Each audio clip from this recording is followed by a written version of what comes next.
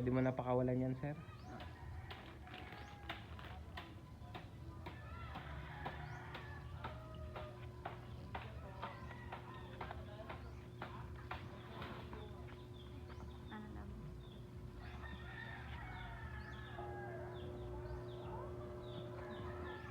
Tara na.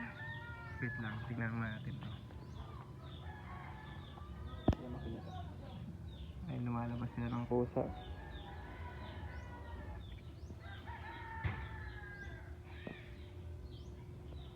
Ano po tong pond nyo na paglagyan nyo na din po ito ng isda? Nakatatlong sided na kami dito. Nakapag-harvest na din po kayo? Dito, tsaka tilapia rin. Kapag ito sir, lumaki sa inyo sir, ano mo sa akin yung yung picture Sige. para makita ko kung gaano kalaki yung nila.